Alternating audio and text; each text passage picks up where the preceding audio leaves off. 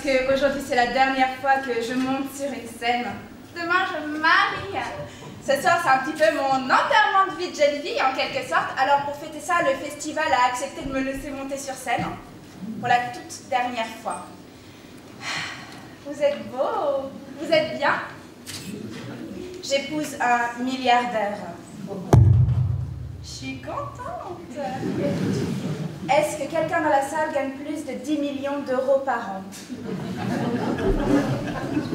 Encore une salle de pauvres. C'est pas grave. On est pauvre, mais on est heureux. Alors, un milliardaire, j'explique. Parce que pour les pauvres, les sommes peuvent paraître un peu floues. Un milliardaire, c'est quelqu'un qui a 999 millions plus 1.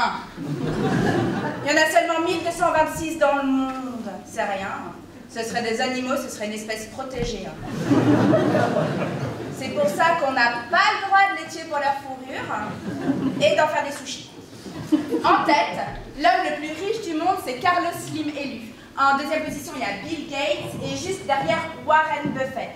Lui, il n'a rien fabriqué, rien inventé et il a 50 milliards. J'adore Warren.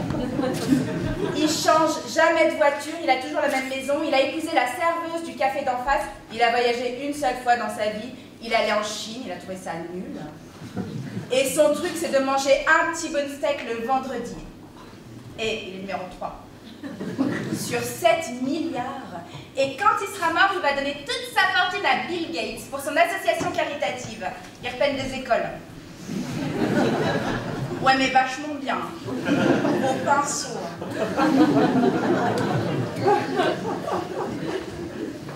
Il va tout redonner aux pauvres. Ça, je comprends pas. Toute sa vie, il a vécu du travail des pauvres. Il a essayé de ne pas les payer beaucoup. Il a plutôt réussi. Et à la fin, il leur dit quoi? Surprise, c'était une blague.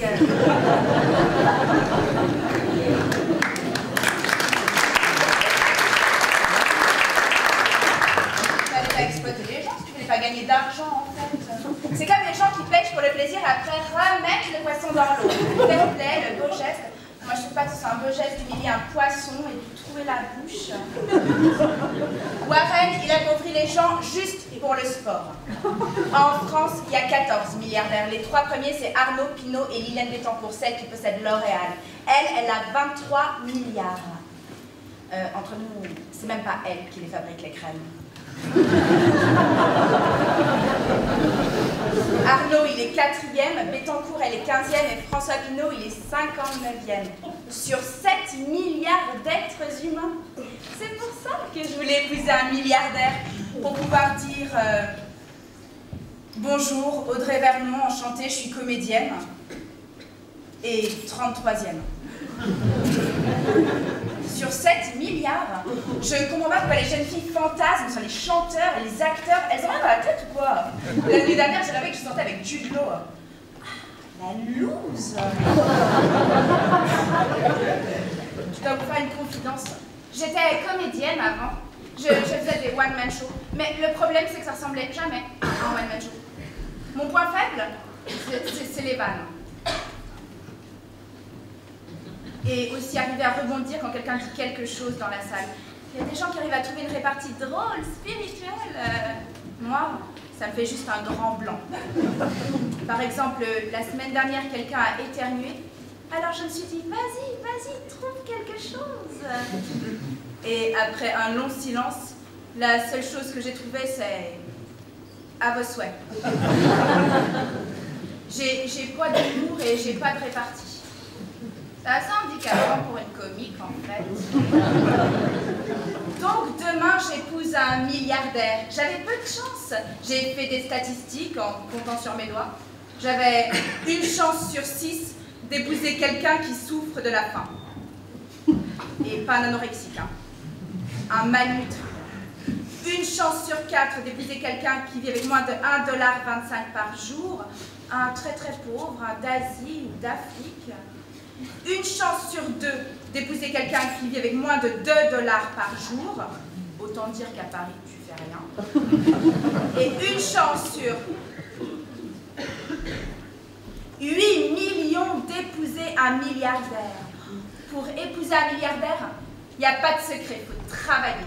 Il faut étudier la liste de Forbes.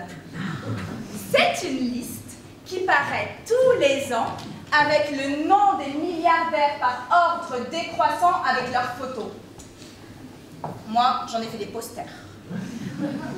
Georges Clooney, il est plus beau, mais il n'est pas dans la liste. Il n'y a pas d'acteur, pas de chanteur, il y a un clown. Guy, un Québécois, le créateur du Cirque du Soleil. Lui, il est 459e. Eh ben, c'est pas mal pour un cracheur de feu. Et puis lui, c'est un vrai milliardaire. Ses dernières vacances, pour son anniversaire, il les a passées à Soyouz. C'est pas en Russie, hein. C'est plus haut. En orbite. Oh, c'est trop ringard de passer ses vacances sur la Terre. Bon, est-ce qu'il y a des filles ce soir dans la salle? C'est tout. Est-ce qu'il y a des filles qui sont encore célibataires dans la salle? Oh, vous pouvez me le dire, vous avez l'accent pour ça. Non, parce que j'ai un super plan. Est-ce que vous connaissez Bruno Lafont? C'est sûr, Johnny Depp, Brad Pitt, ça vous dit quelque chose et Bruno Lafont, rien. Heureusement que je suis là pour vous indiquer les beaux partis. Sans moi, vous étiez tous bons pour des mariages d'amour. Bruno Lafont, c'est le PDG de Lafarge, numéro 1 mondial du béton. Milliardaire. Qui aurait pu deviner qu'on pouvait devenir milliardaire avec du béton, de la farine, avec de l'eau? Non. Non, ça c'est la pâte. Le béton, c'est de la pierre avec de l'eau. Il en existe de différentes sortes, avec de multiples propriétés. Il y a le béton armé, le fibré haute performance, l'autoplaçant auto-nivelant, qui fait apparemment très plat, qui ne nécessite pas de vibration, c'est génial pour les ouvriers. Un des secrets pour épouser un milliardaire, s'intéresser un petit peu au métier. Par exemple, il ne faut pas confondre plâtre, béton, ciment et granulat. Ça n'a rien à voir. Moi je dis ça, c'est pour vous. Si vous le croisez à l'occasion d'un forum international des ponts suspendus, vous pourrez lui dire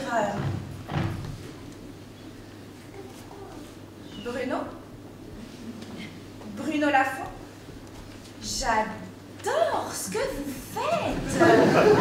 Le ductal, c'est mon béton préféré. Il est hyper fin, en même temps hyper résistant, il fissure très peu. C'est vraiment l'innovation technique que j'attendais. On prend un verre?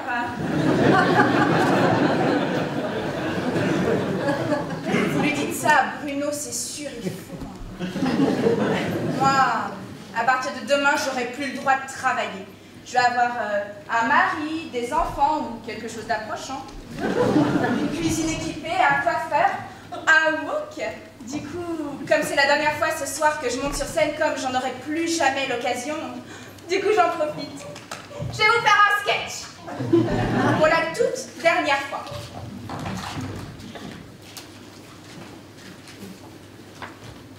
Alors, c'est l'histoire d'un vieux grec sur le pont d'un bateau qui tient près de lui tendrement un moineau dans une toute petite cage. Vous allez voir, ça se tord.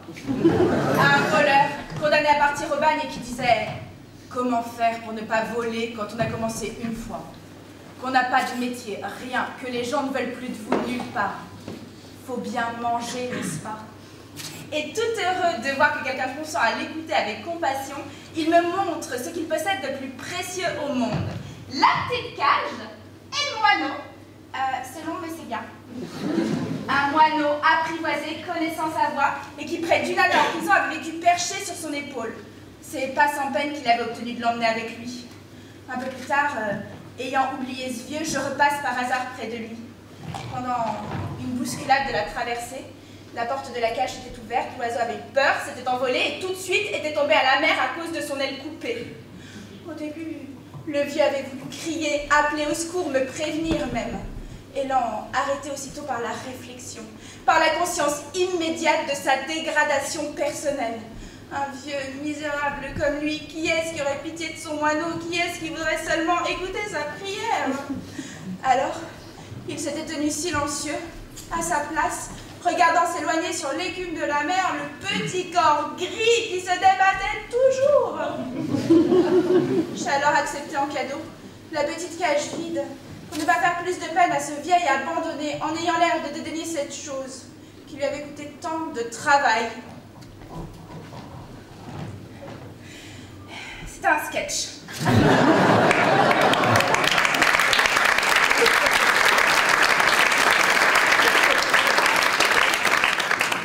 Un sketch triste, mais un sketch quand même.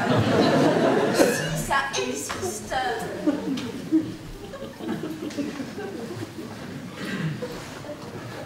C'est pour ça que je me marie. Je vais pas pouvoir vivre du one-man show. Financièrement, je vais être juste. Alors je me suis dit, marie-toi et fais des enfants. Pas pour les vendre.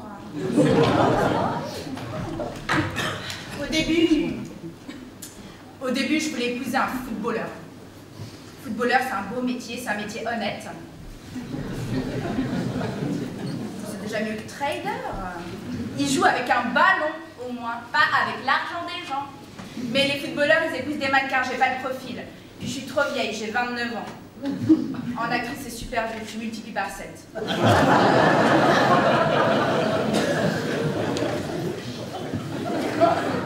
Et après, je suis tombée follement amoureuse de James Dyson. Vous savez, l'inventeur, le type de la pub, l'aspirateur qui ne perd pas d'aspiration. Je le trouvais sexy, gentil, concerné par les problèmes des femmes. Après plusieurs prototypes d'Emilie, en fait, j'ai trouvé la solution. Dyson, l'aspirateur qui ne perd pas d'aspiration. Mais après, j'ai imaginé la cérémonie. Acceptez-vous de prendre pour époux Dyson, l'aspirateur qui ne perd pas d'aspiration. Et en fait, il est bizarre comme type. Un homme qui saurait que ton aspirateur a perdu en aspiration et qui voudrait t'aider à trouver une solution.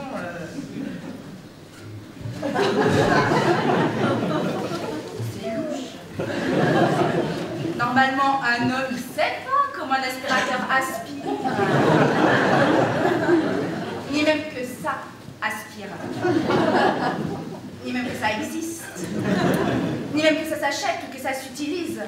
Et là, t'es tranquille, t'es chez toi en train d'aspirer et ton mari arrive derrière toi et te dit « Dis donc, ma chérie, ton aspirateur, il a pas un peu perdu en aspiration ?» Et là, il descend à la cave. Il est flippant, en fait, ce gars. Mais c'est là que j'ai commencé à fantasmer sur les PDG du CAC 40 et que je me suis décidée à en épouser un. Parce que finalement, footballeur, c'est juste quelqu'un qui vit de son travail. Zidane, c'est lui qui marque les buts. C'est pas un petit Chinois qui court à sa place. Alors que PDG, ça vit du travail des autres, des bénéfices, des dividendes, et puis c'est un métier honnête. Tu fais travailler des gens, c'est sympa, ça leur fait des petits sous. Et puis toi, derrière, tu fais ta marge. De toute façon, je réfléchis. Soit tu travailles pour eux, soit tu achètes leurs produits. Alors autant se marier avec. Entre nous, j'en ai longtemps pensé pour Bernard. Arnaud. 4e sur 7 milliards. C'est lui qui possède Dior, Vuitton, Sephora. Pensez à lui le matin quand vous vous parfumez, ça lui fait des petits sous. Pour vous donner un ordre d'idée, l'année dernière, sa fortune s'est accrue de 13 milliards. C'est comme s'il avait mangé Mark Zuckerberg, le PDG de Facebook. À titre de comparaison, un grand acteur qui fait un film, il touche 1 million. Eh ben Bernard, il a 3 millions de salaire par an, mais ça c'est rien. 3,5 millions d'actions gratuites, mais ça c'est rien. Et 325 millions d'euros de dividendes pour une année. C'est comme s'il gagnait 2 fois dans l'année à l'euro-million, avec les 5 numéros et 2 étoiles. Faut apprendre à gérer une telle somme psychologiquement. Moi, j'ai gagné une fois l'euro-million. 9,75 €. Je grappille. Non, et puis Bernard, son argent, il ne peut pas le dépenser parce qu'il se le redonne à lui-même. Carrefour, il se redonne. Le Bon Marché, il se redonne. Dior, Vuitton, Sephora, Château-Yquem, il se redonne. C'est un cercle vicieux, il ne peut pas s'en débarrasser.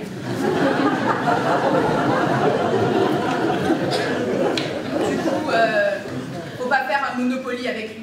Chez moi.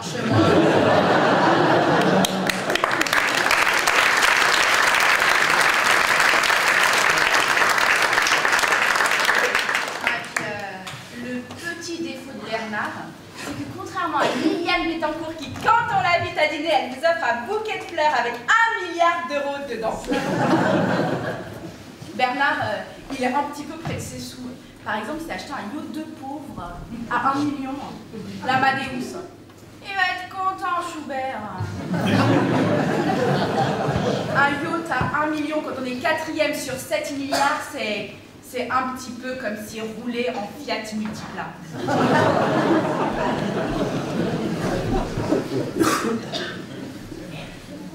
Vous voyez? Pauvre voiture! Elle est tellement laide. Ils auraient dû l'étouffer à la naissance sous un coussin comme un petit chat. À chaque fois que j'en vois une dans la rue, ça me déchire le cœur. Un yacht normal, c'est celui de Paul Allen, l'associé de Bill Gates, l'Octopus. 254 millions d'euros, 126 mètres de long, 2 pistes d'hélicoptère, un mini sous-marin et l'Himalaya. Entièrement reconstitué en polystyrène blanc. Non, c'est joli, hein. Bon, puis ça, c'est un yacht moyen. Après, si on veut rêver un peu, il y a l'Eclipse d'Abramovitch. C'est un Russe. Il a gagné à l'euro-milliard. Il a acheté pour 1 rouble symbolique le gaz de son pays et avec, s'est offert l'Eclipse. Vous savez pourquoi on l'appelle l'Eclipse? Parce qu'il est tellement grand que dans l'axe du soleil, il fait de l'ombre à la terre. J'ai hyper envie de faire un truc. Bon, normalement ça se fait pas trop, mais j'ai très envie de vous montrer ma robe. Comme ça, vous me dites ce que vous en pensez.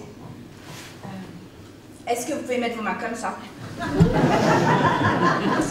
allez-y, faites-le. Allez. Attention, Marie, après que je me déshabille sur scène, je vais te perdre de réputation. Pas du tout dans la bonne société. Officiellement, monsieur, vous allez vous gâcher la surprise.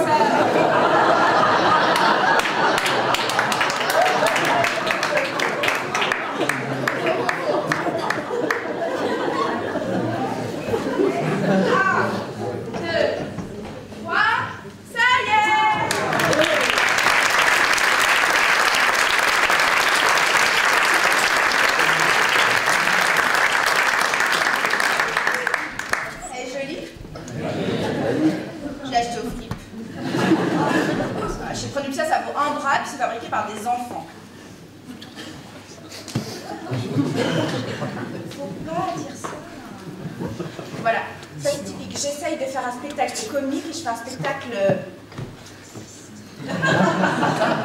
Ça m'énerve.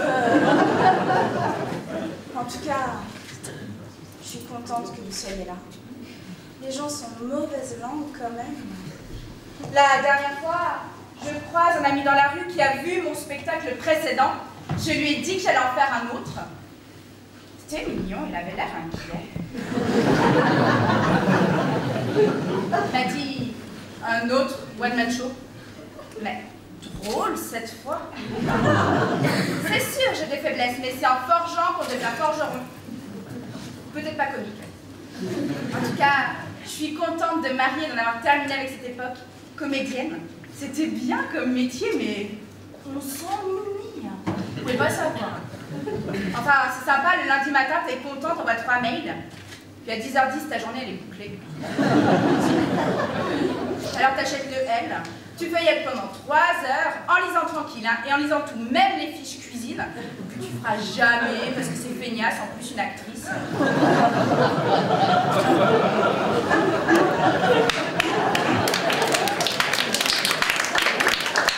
Et une fois que tu as lu le L du lundi, t'as plus qu'à attendre le Paris Match du jeudi. Parfois, Paris Match en le mardi. Alors là, c'est pire. Mardi midi, t'as plié ta semaine. Non, et puis maintenant, comédienne, c'est devenu l'inverse de Robin des Bois.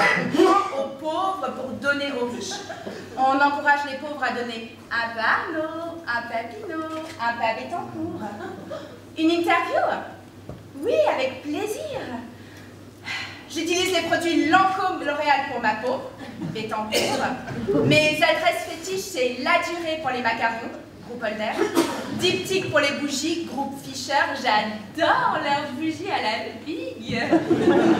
Kix, Origins, Dr. Oshka, Nux pour les produits de beauté, Léonore Gray pour les cheveux, Christophe Robin pour les couleurs. J'aime beaucoup le travail de Nicolas Jesquer chez Balenciaga, groupe Pinot.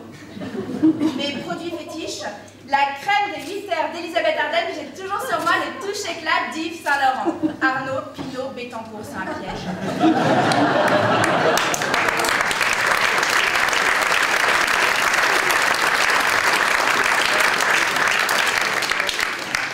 Pour ma ligne, je passe le week-end à Rome, ou pas quand. Parce qu'à Rome, c'est super facile de trouver un poisson grillé avec un filet d'huile d'olive.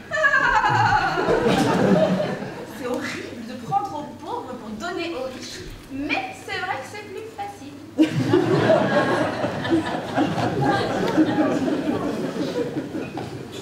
Je parle. Mon futur mari, je l'ai rencontré dans une soirée. Je peux pas vous apprendre à reconnaître un milliardaire dans une soirée, il y a pas vraiment de signe. Par contre, je peux vous apprendre à reconnaître un pauvre. S'il porte sur lui des marques que vous reconnaissez, le petit cheval de Ralph Lauren, une Rolex, une Porsche, c'est un pauvre. Un milliardaire n'a pas de signe extérieur de richesse, en tout cas pas sur lui. Abramovich, le milliardaire russe, son signe extérieur de richesse, c'est Chelsea, le club de football anglais. C'est lui. Bon, je réponds, hein. Allô? Chérie, ça va? Oui. Non, je suis pas en train de travailler, je suis avec des copines. On boit du champagne et on m'attend des chippendales, très sympa. Et toi? C'est pas un peu risqué cette bonne soirée? Vous avez privatisé un réacteur de Fukushima et DSK va passer mixer.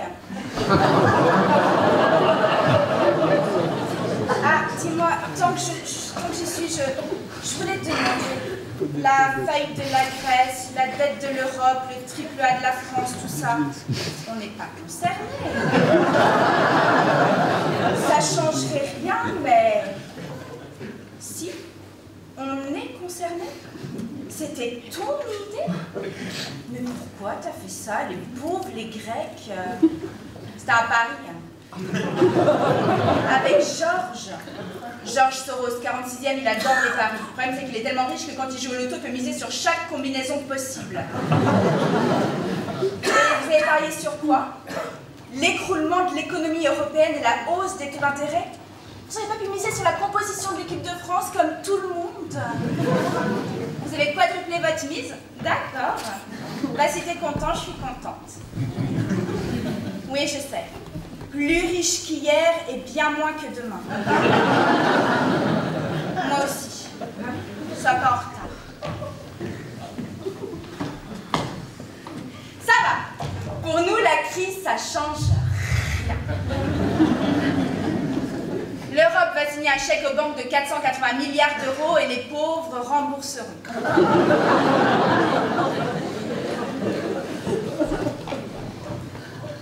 Petit à petit, à leur rythme.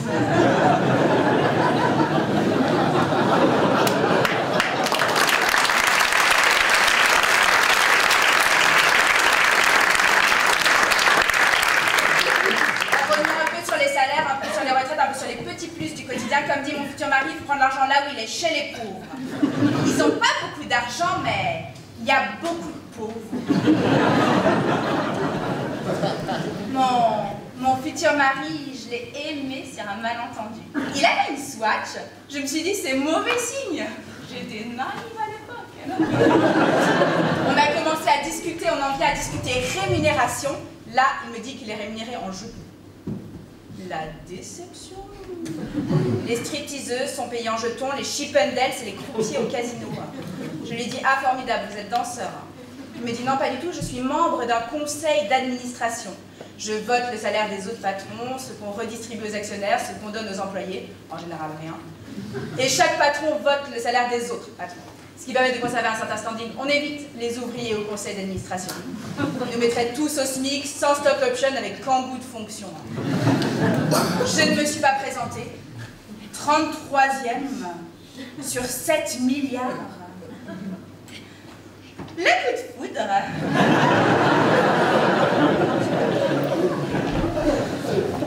En ce moment, grâce à la crise, je suis tellement contente parce que mon futur mari, il a besoin de moi. Ma chérie, viens ici, tu résonnes encore comme une pauvre, tu peux peut-être m'aider. Je sais pas ce qui se passe, c'est morose, les gens consomment plus rien. Ils préfèrent occuper Wall Street plutôt que de bosser pour rembourser. Même Warren Buffett veut payer des impôts tellement il s'inquiète. Dis-moi ce que tu comprends.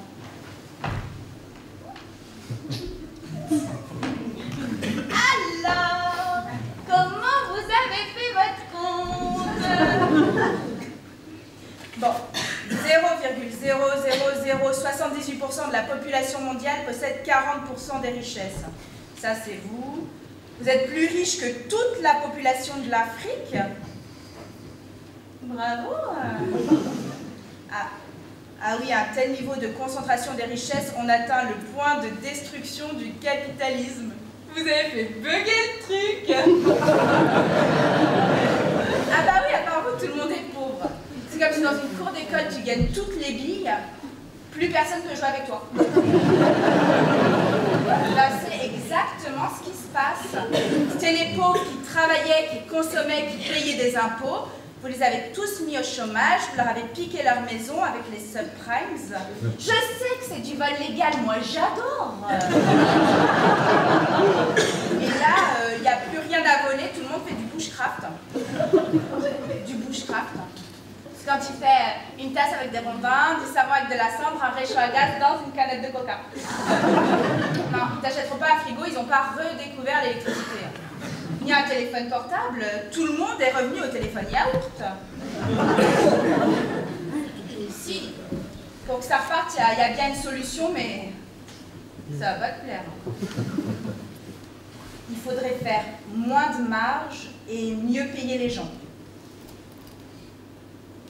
Les gens. People. Être humain. Mais si, tu vois, un rond pour la tête, 2 bras, 2 jambes. C'est ça, les trucs dont la DRH s'occupe.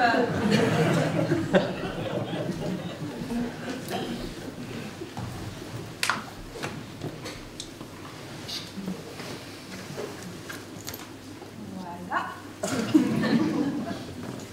Demain, je me marie. Ça va me manquer d'être pauvre. Dormir assise par chambre, manger à même la marmite, faire du feu. Non, et puis les vacances. L'été à Center Park, l'hiver dans une boule à neige. Demain, je me marie. Je vais avoir une cafetière Nespresso et une lampe lumineuse qui change de couleur. C'est dingue. Demain, je me marie. Ça aurait pu être pire. J'aurais pu être obligée de vendre un rein ou une rétine. Demain, je me marie, après, je ne vous verrai plus. Vous allez me manquer.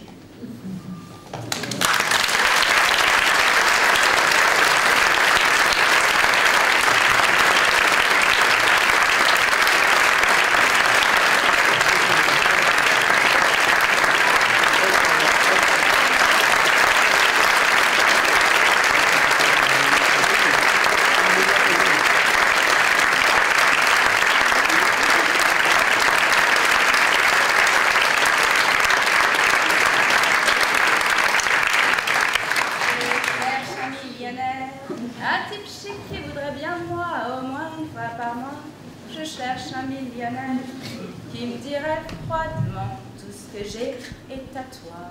Je cherche un millionnaire pour avoir des trucs comme les stars, pour manger des homards. Je cherche un millionnaire, c'est pour ça que je fais le boulevard.